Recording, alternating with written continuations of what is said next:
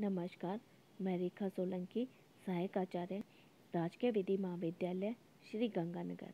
हमने अपनी पिछली क्लास में दंड प्रक्रिया संहिता 1973 की परिभाषाओं के विषय में चर्चा की थी, जिसे आगे भी हम जारी रखते हैं। आज जो हम सबसे पहली परिभाषा लेते हैं वो है पुलिस थाने का बारसाधक अधिकारी, जिसे दंड प्रक्रिया संहिता 1973 की धारा 2 में परिभाषित किया गया है। 2 कहते हैं कि पुलिस थाने का बारसाधक अधिकारी के अंतर्गत उस स्थिति में जब पुलिस थाने का बारसाधक अधिकारी थाने में अनुपस्थित हो या बीमार हो या अन्य किसी कारण से अपना कर्तव्य पालन करने में असमर्थ है, तब थाने में उपस्थित ऐसा पुलिस अधिकारी जो ऐसे अधिकारी के पंक्ति में ठीक नीचे का और कांस्टेबल से ऊपर का है या राज्य सरकार ऐसा निर्देश दे, तब इस प्रकार उपस्थित कोई अन्य पुलिस अधिकारी भी पुलिस थाने का बारसाधक अधिकारी माना जाएगा। आगे जो हम परिभाषा लेते हैं वो है स्थान, जिसे दंड प्रक्रिया संहिता 1973 की धारा 2 में परिभाषित किया गया है। स्थान के अंतर्गत गृह, भवन, तंबू, यान और जलयान भी शामिल हैं।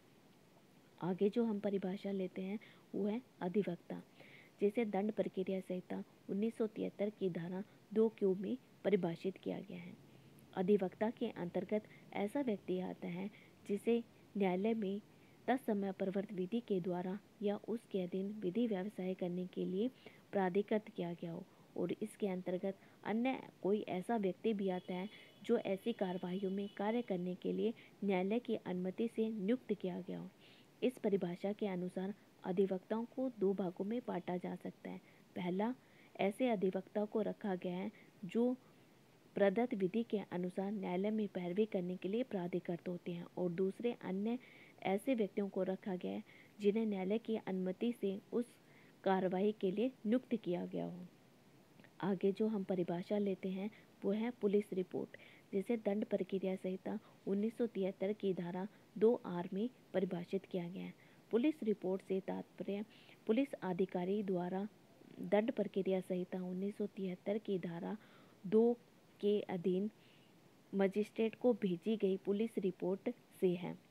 धारा 173(2) के अनुसार किसी मामले में पुलिस अधिकारी द्वारा अन्वेषण कार्रवाई पूरी कर लेने पर पुलिस अधिकारी उस अपराध का संज्ञान करने के लिए सशक्त मजिस्ट्रेट को पुलिस रिपोर्ट राज्य सरकार द्वारा विहित प्रारूप में भेजेगा। इस रिपोर्ट में निम्नलिखित बातें शामिल होगी: पक्षकार का नाम होगा, सूचना का स्वरूप होगा, मामले की परिस्थितियों से परिचित होने वाले व्यक्तियों के नाम होंगे, क्या कोई अपराध किया गया प्रतीत होता है और यदि किया गया प्रतीत होता है तो किसके द्वारा किया गया है, क्या अभियुक्त गिरफ्तार किया गया, क्या अभियुक्त अपनी बंद पत्र पर छोड़ दिया गया, और यदि छोड़ दिया गया तो वह बंद पत्र प्रतिभू सहित था या प्रतिभू रहित था, क्या अभियुक्त धारा जो है 170 के अधीन अभिरक्षा में भेजा जा चुका है। आगे जो हम परिभाषा लेते हैं वो है पुलिस थाना, जिसे दंड प्रक्रिया संहिता 1973 की धारा 2 में परिभाषित किया गया है। पुलिस थाने से ऐसा कोई भी चौकी या स्थान अभिप्रेत है जिसे राज्य सरकार द्वारा साधारणतः या विशेषतः पुलिस थाना घोषित किया गया है, और इसके अंतर्गत राज्य सरकार द्वारा इस निमित्त विनिर्दिष्ट कोई स्थानीय क्षेत्र भी है। आगे जो हम परिभाषा लेते हैं वो है लोक अभियोजक, जिसे दंड प्रक्रिया संहिता 1973 की धारा 2 में परिभाषित किया गया है। लोक अभियोजक का तात्पर्य वह व्यक्ति जिन्हें इस संहिता की धारा 24 के अंतर्गत लोक अभियोजक के रूप में नियुक्त किया गया है, तथा वह व्यक्ति जो लोक अभियोजक के अधीन कार्य कर रहे हैं। धारा 24 के अंतर्गत लोक अभियोजक की योग्यता और नियुक्ति के संबंध में प्रावधान दिए गए हैं। आगे जो हम परिभाषा लेते हैं वो है वारंट मामला। वारंट मामला दंड प्रक्रिया संहिता 1973 की धारा 2 में परिभाषित किया गया है। वारंट मामले का तात्पर्य ऐसे मामले से है जिसमें मृत्युदंड, आजीवन कारावास या 2 वर्ष से अधिक अवधि के कारावास से दंडनीय है। आगे जो हम परिभाषा लेते हैं वो है संबंध मामला, जिसे दंड प्रक्रिया संहिता 1973 की धारा 2 में परिभाषित किया गया है। सम्मन मामले का तात्पर्य ऐसे मामले से है जिसे जो है मृत्युदंड, आजीवन कारावास या 2 वर्ष से कम अवधि के कारावास से दंडनीय है। अब हम देखते हैं कि सम्मन मामले और वारंट मामलों में क्या अंतर होता है। इनमें जो सबसे पहला अंतर होता है वो यह है कि वारंट मामले के अलावा सभी मामले सम्मन मामले होंगे, अर्थात वह अपराध जिसके लिए 2 वर्ष या इससे कम सजा का प्रावधान होता है या सिर्फ जुर्माने की सजा होती है, वो सम्मन मामले होते हैं। जबकि ऐसे मामले जो मृत्युदंड, आजीवन कारावास या 2 वर्ष से अधिक अवधि के कारावास से दंडनीय होते हैं, वो वारंट मामले होते हैं।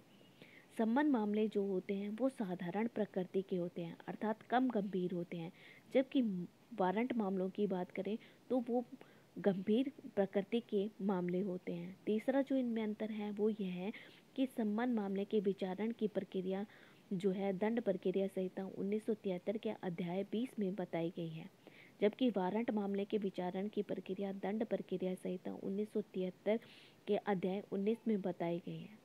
चौथा जो इनमें अंतर है वो यह है कि सम्मन मामले में अभियुक्त को या तो दोष मुक्त किया जा सकता है अथवा दोष सिद्ध किया जा सकता है, जबकि अगर हम वारंट मामले की बात करें तो वारंट मामले में अगर प्रथम दृष्टया अपराध नहीं बनता है तो मजिस्ट्रेट जो है अभियुक्त को उन्मोचित कर सकता है। पांचवा जो इनमें अंतर है वो यह है कि सम्मन मामले में आरोप सुनना आवश्यक नहीं है, जबकि वारंट मामले में अभियुक्त के विरुद्ध आरोप लगाए जाते हैं। आगे जो इनमें अंतर है वो यह है कि सम्मन मामले में अपराध का सारांश सुनाने के बाद अपराधी द्वारा अपराध स्वीकार कर लेने पर न्यायालय सजा सुना सकता है, जबकि वारंट मामले में मजिस्ट्रेट आरोप सुनाने के बाद अभियुक्त द्वारा आरोप स्वीकार कर लेने पर सजा सुना सकता है।